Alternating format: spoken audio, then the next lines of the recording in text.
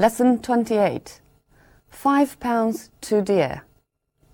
In this lesson, we'll talk about buying bargains. The title of the text is £5 too dear. Why was even £5 too dear? 为什么5磅都太贵了? Now first, listen to the story and try to answer this question. Small boats, loaded with wares, sped to the great liner as she was entering the harbour. Before she had anchored, the men from the boats had climbed on board, and the decks were soon covered with colourful rugs from Persia, silks from India, copper coffee pots, and beautiful handmade silverware. It was difficult not to be tempted. Many of the tourists on board had begun bargaining with the tradesmen, but I decided not to buy anything until I had disembarked. I had no sooner got off the ship than I was assailed by a man who wanted to sell me a diamond ring. I had no intention of buying one, but I could not conceal the fact that I was impressed by the size of the diamonds. Some of them were as big as marbles. The man went to great lengths to prove that the diamonds were real. As we were walking past the shop, he held a diamond firmly against the window and made a deep impression in the glass. It took me over half an hour to get rid of him. The next man to approach me was selling expensive pens and watches. I examined one of the pens closely. It certainly looked genuine. At the base of the gold cap, the words "Made in the USA" had been neatly inscribed. The man said that the pen was worth £50, but as a special favour he would let me have it for £30. I shook my head and held up 5 fingers, indicating that I was willing to pay £5. Gesticulating wildly, the man acted as if he found my offer outrageous, but he eventually reduced the price to £10. Shrugging my shoulders, I began to walk away when, a moment later, he ran after me and thrust the pen into my hands. Though he kept throwing up his arms in despair, he readily accepted the £5 I gave him. I felt especially pleased with my wonderful bargain, until I got back to the ship. No matter how hard I tried, it was impossible to fill this beautiful pen with ink, and to this day it has never written a single word. So why was even £5 too dear? Because in the end, the pen was useless. It just didn't work. The text first describes the scene when the ship was entering the harbour, and then tells us about the author's experience after getting off board. 这篇课文呢，先是向我们描述了船进港的情景，然后呢，又讲述了作者下船之后的经历。He met 2 peddlers, one selling diamond rings, and he managed to resist the temptation. The other selling pens and watches, and he bargained with this man very cautiously.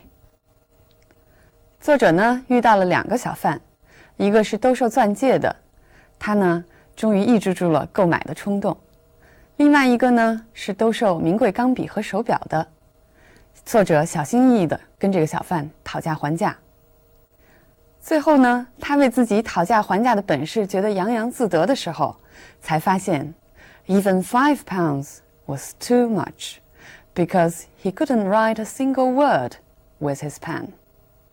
All right, now let's look at some language points in the text. Small boats loaded with wares sped to the great liner. Be loaded with means be filled with. 这里的意思就是小船上装满了货物。课文后边又出现了这句话 The decks were soon covered with colorful rugs, silks, etc. Be covered with 意思是甲板上摆满了、盖满了这些东西。那么介词 with 它经常可以跟过去分词连用，表示在什么之内或者之上一种充满的状态。常用的这样的词组有 be filled with, be heaped with, be packed with, be piled with, etc. Loaded with wares. Ware 做复数使用的时候，意思是 goods 货物、商品。那么它做单数的时候，可以用作词根来表示由某种材料制成的器具。比如说课文出现的 silverware 银器。那么 ware 做词根的时候呢，也可以用作计算机用语。比如说 software 软件 hardware 硬件。It was difficult not to be tempted. 很难不受到诱惑。这句话如果直截了当的讲，其实就是 one would certainly be tempted. 一个人一定会受到诱惑。Many of the tourists on board had begun bargaining with a tradesman. Bargain means to argue about the price. 这里呢是用作动词使用。Bargain 在这篇课文中再次出现的时候是用作名词使用。I felt especially pleased with my wonderful bargain. Bargain here means the thing you buy. Bargain here means the thing you buy cheaply. 讨价还价之后买到的便宜货。Until I had disembarked. 课文后边马上跟了一句 I had no sooner got off the ship. 所以呢，从上下文中我们可以猜出 disembark 的意思就是 get off the ship 下船。I had no sooner got off the ship than I was assailed by a man who wanted to sell me a diamond ring. No sooner than 一怎么就怎么。这句话就相当于 Immediately after I had got off the ship, I was assailed. 那么为了表示强调两个动作的连接的紧密性 no sooner 经常放在句首，那么主谓就要倒装，就要变成 No sooner had I got off the ship than I was assailed. I'll give you more examples. He had no sooner returned home than the telephone rang. 他一到家，电话就响了。这句话如果把 no sooner 放在句首的话，就变成 No sooner had he returned home than the telephone rang. 把 had 要提前。那么英文中有这么一句话叫 No sooner said than done. 意思就是一说就做 Do something immediately. I was assailed by a man who wanted to sell me a diamond ring. Assail 意思是骚扰、纠缠，它的同义词有 pester 或者 harass.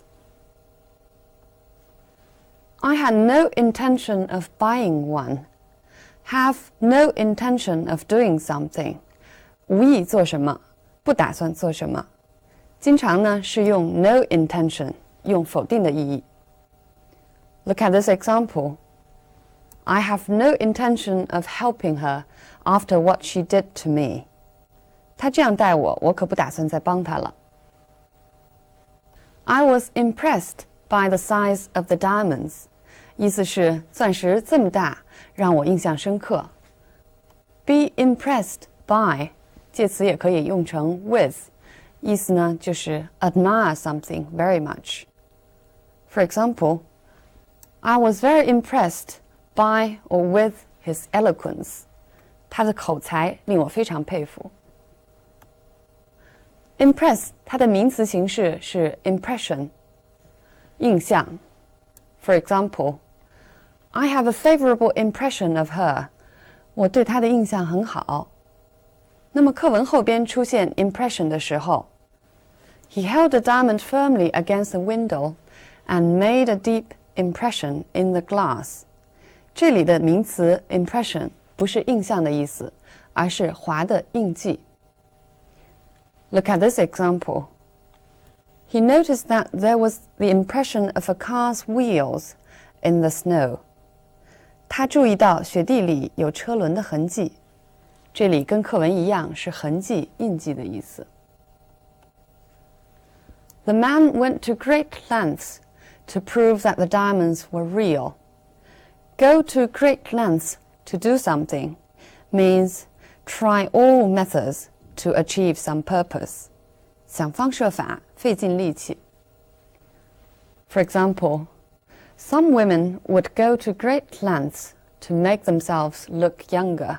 有些女人为了使自己显得更加年轻，费尽了心机。It took me over half an hour to get rid of him. Get rid of him 意思就是摆脱他。You can either get rid of a thing or a person. 那么用 get rid of 既可以表达扔掉一样东西，也可以表达摆脱一个人。Look at these examples. Why don't you simply get rid of your old bicycle? 你干嘛不就把你的旧自行车扔了呢？ He did not get rid of his guests until midnight. 他直到午夜才摆脱了他的客人。I examined one of the pens closely. Examine 它的同义词是 inspect， 仔细的看，检查。这两个词呢，都是比较书面化的用法。如果是在口语里，就会说 have or take a close look at something. For example, the judges were examining the evidence. 法官在检查证据。Closely means carefully, 仔细的。我们在前面的课文里学过它的形容词用法。Advertisers have made a close study of human nature. 这里 close 就是 careful 的意思。It certainly looked genuine. Genuine means real in value, 货真价实的。它经常呢用来形容这些东西。Genuine diamond, 真的钻石。Genuine leather, 真皮。Genuine painting means the original painting. At the base of the golden cap. Base here means the lowest part, 最底部。The golden cap. Cap here means covering or top. 这里呢指的是笔帽。那么我们在前面课文里也学过 cap 这种的用法。The officer unscrewed the cap. 这里的 cap 指的是瓶盖。The man said that the pen was worth £50, but as a special favor, he would let me have it for £30.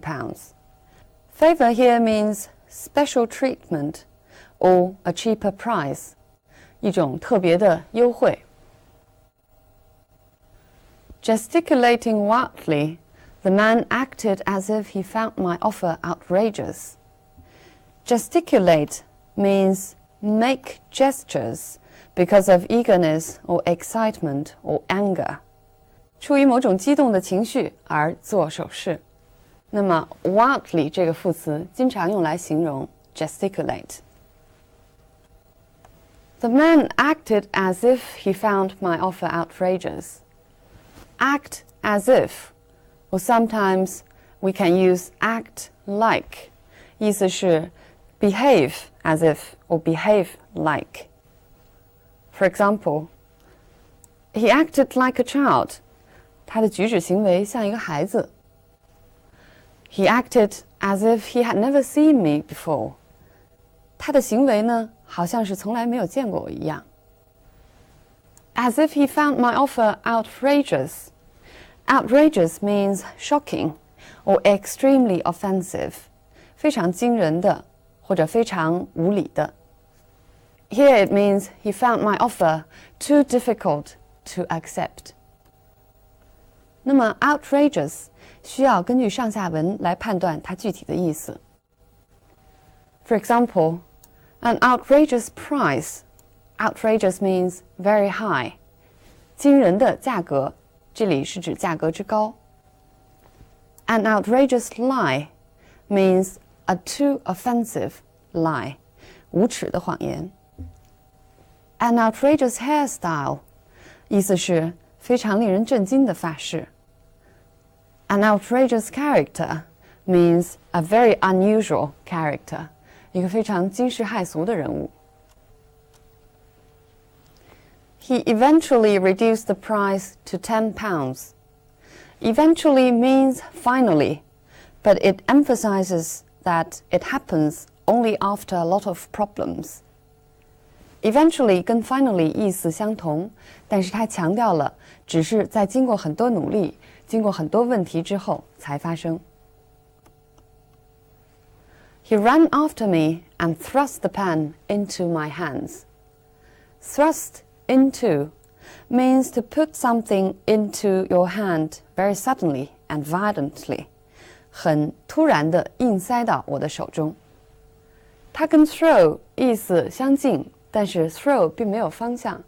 thrust 经常跟 into 这个介词连用。He kept throwing up his arms in despair. Throw up one's arms is usually used to show despair and helplessness. 这个举起双臂的动作经常用来表示绝望和无奈的情绪。He readily accepted the £5 I gave him. Readily means immediately and without any further problem. 他轻而易举的马上就接受了这5磅钱。Look at this example. He readily agreed to help. 他毫不迟疑的就答应帮忙。No matter how hard I tried. 不管我怎么样费尽力气的去试。No matter 后头经常可以跟这样的疑问词 how 或者 where 不管在哪儿 or what 不管是什么。I'll give you one more example. I'll follow you no matter where you go. 不管你走到哪儿，我都跟着你。To this day, it has never written a single word. To this day 这是一个固定词组，意思是 even now 直到现在。Look at this example. To this day, he doesn't know why his girlfriend left him. 直到现在，他也不明白为什么他的女友离他而去。这篇课文为了生动地描述我和小贩讨价还价的过程，在我和小贩2个人的身体语言上颇花了一些笔墨。Let's look at these sentences in the text. I shook my head and held up 5 fingers. 另外还有一句 Shrugging my shoulders, I began to walk away. 作者呢，并没有出任何声音，这些动作也是静态的。买卖双方一静一动，小贩和我的动作恰恰成为对比。Gesticulating wildly, the man acted as if he found my offer outrageous. 另外一个小贩的动作是 He kept throwing up his arms. 而且这几句话的句式也不同。The sentence variety also helps to make the scene more vivid. 首先呢，有并列句 I shook my head and held up 5 fingers. 用并列句来表达这2个动作。这2句话呢，又用了现在分词，表示伴随性的身体语言。Shrugging my shoulders, gesticulating wildly. 这句话呢，使用的是一个复杂句，那么复杂句当中是由 though 引导的从句。一个 though 表示转折，也就告诉我们，一方面这个小贩 keep throwing up his arms, 另一方面 readily accept the money, 就表现出了他的动作和心理的相悖，这样就暗示了他的狡诈。Finally, we'll come back to the content of the text. 这篇课文呢，向我们讲述了作者的一次购物经历，相信这种经历对大家来说都很熟悉。We all love to get something at a cheap price, and there are some people who have this hobby of looking for cheap goods everywhere. 我们把这种到处找便宜货的人，在英文中叫做 the bargain hunters. 就像作者的经历告诉我们的那样， tourists are often the target group of the tradesmen. Why? Well, for one thing, tourists won't go back. 另外一个原因呢，就是小商小贩出售纪念品之后很难再找到他们。It will be very difficult to track the peddlers who sell souvenirs.